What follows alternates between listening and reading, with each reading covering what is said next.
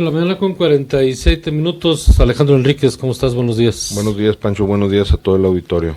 Estaba leyendo en la prensa local, en los periódicos de hoy, que coincide con la noticia nacional.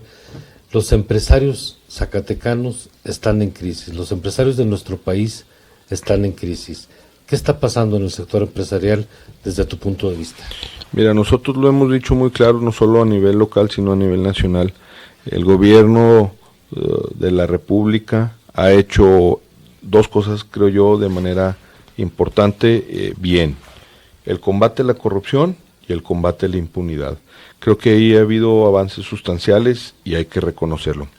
Pero hay una parte que lo ha hecho, nosotros consideramos muy mal, que es darle certidumbre a su sociedad, en específico a los empresarios nacionales e internacionales.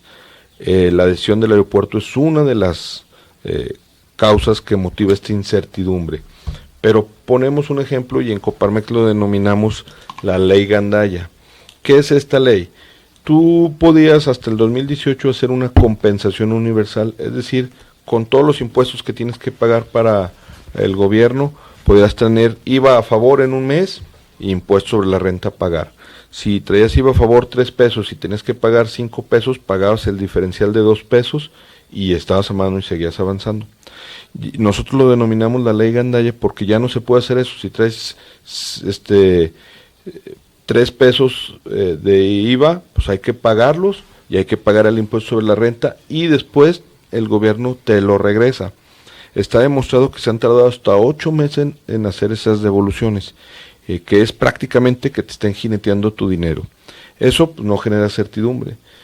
Es otra de las decisiones que ha afectado de manera importante, y aquí hay que ser muy claros y muy precisos, porque si bien es cierto, y por eso señalaba al principio que era importante el combate a la corrupción, si bien es cierto que hay, yo no los denominaría empresarios, pero gente que no evade impuestos o hace facturas falsas, para mí no cumplen con la denominación precisa de empresarios, no deben pagar justos por pecadores. Pero la ley Gandaya a los que más les pega es a las MIPYMES, a las medianas y pequeñas empresas, que son realmente el grueso de las empresas en el país, y no estos grandes corporativos que tienen la capacidad de tener despachos jurídicos, etcétera, para combatir cualquier problema fiscal. Y es a los que supuestamente ha señalado el gobierno de la República los que evaden impuestos. Entonces, para combatir las grandes empresas, para combatir la supuesta evasión de impuestos, para combatir la facturación fantasma, etcétera, le estás pegando a tu sector productivo y al grueso de las empresas. Y eso no genera certidumbre. Si tú le pegas a la base más importante del sector empresarial, que es las medianas y pequeñas empresas, los grandes empresarios tienen mayor incertidumbre. Y eso lo que está generando es que el gobierno tenga menor recaudación. Ahora, ya sabemos que no hay confianza en el actual gobierno, ni por parte del sector empresarial, ni por parte del dinero extranjero. ¿Hacia dónde vamos entonces? Eso es la problemática, porque eso lo que no genera es crecimiento, ya está demostrado. El Banco de México prácticamente dijo que estamos en recesión técnica, oficialmente estamos en un estancamiento de la economía, y si bien es cierto, es importante el desarrollo humano. Para que exista desarrollo humano debe haber crecimiento económico. Puede haber crecimiento económico sin desarrollo humano, pero no al revés. No puede haber desarrollo humano sin crecimiento económico. ¿Qué implica el desarrollo humano? Que es uno de los postulados de la 4T, es que todos tengamos unas mejores condiciones, que todos tengamos acceso a buenos servicios de salud, etcétera, ¿no? Buena infraestructura urbana, seguridad. Para que exista todo eso debe haber riqueza. Si no impulsas la riqueza, el crecimiento económico, no vas a poder desarrollar.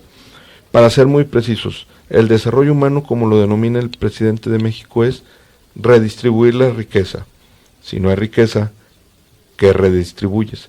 Eso es lo grave de no tener una certidumbre jurídica para invertir, para crecer.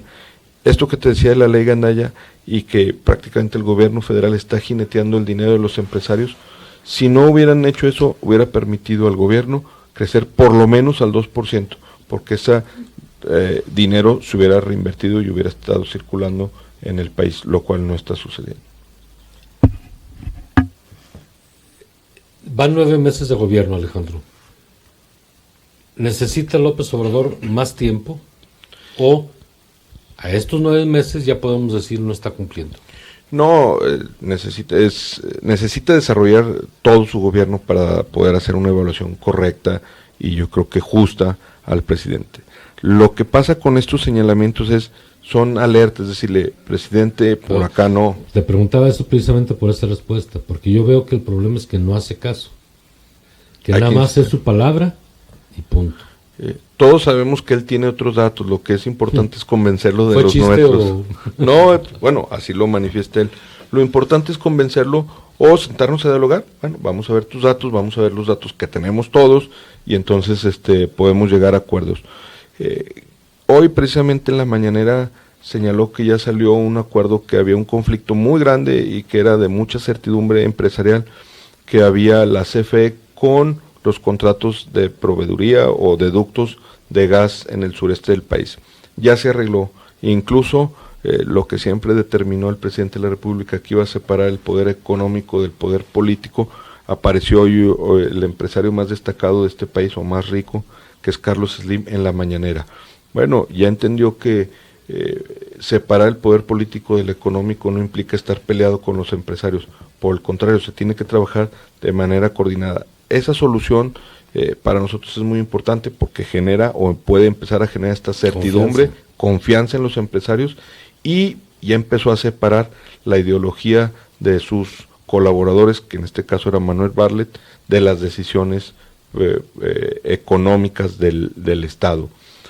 Así es como se genera la certidumbre, porque está realmente separando lo político de lo económico, no como lo estaban queriendo hacer, que la decisión era económica y la estaban tomando con ideario político.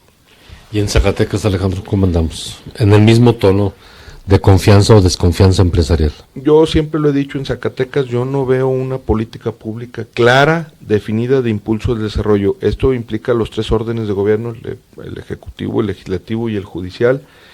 Si bien es cierto, marcan como meta un crecimiento en los empleos, que es bueno, no decimos que sea negativo, no debe ser una meta de un gobierno, solo de crecer en los empleos.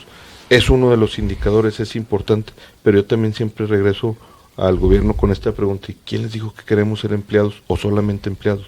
El gobierno está enfocado a crear empresas, apoyar a los emprendedores, generar riqueza de manera local para bajar de manera ya pertinente y tener un crecimiento sostenido la alta dependencia que tenemos del presupuesto federal.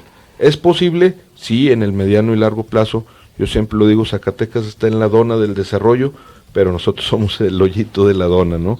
Todos los estados de alrededor ya lograron esta reconversión económica de sus economías, ya no dependen al 100% o en una alta dependencia como es en Zacatecas del presupuesto federal, y en Zacatecas no lo hemos podido lograr, a pesar de ser muy ricos en muchos productos, minería, el campo, ganadería. No hemos sabido aprovechar los recursos naturales para generar riqueza en otros sectores. ¿Qué nos falta para crecer?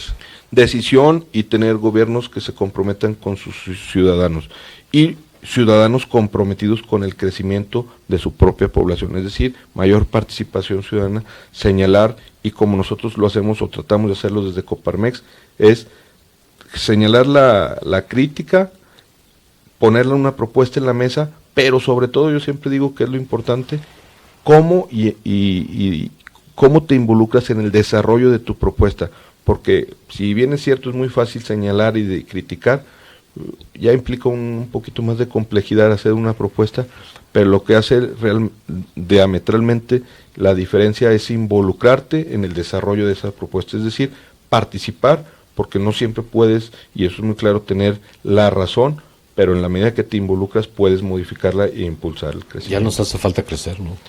Yo creo que debería ser una política pública de mayor interés en el Estado, mucho más que generar X cantidad de empleos. Pero como decías, ¿de qué sirve traer el agua si no arreglamos las alcantarillas? Así es, debemos de aprovechar. Así los gobiernos, No, es que yo les digo, la minería con todos sus inconvenientes, no hemos sabido aprovecharla para impulsar otros sectores económicos y corremos el riesgo que nos vuelva a pasar lo que pasó en Noria de Ángeles, que teniendo una de las minas más ricas del mundo, ve ahorita Noria de Ángeles y es un pueblo semi abandonado por falta de una adecuada política pública de impulso al desarrollo, no solo basado en lo natural o en una empresa.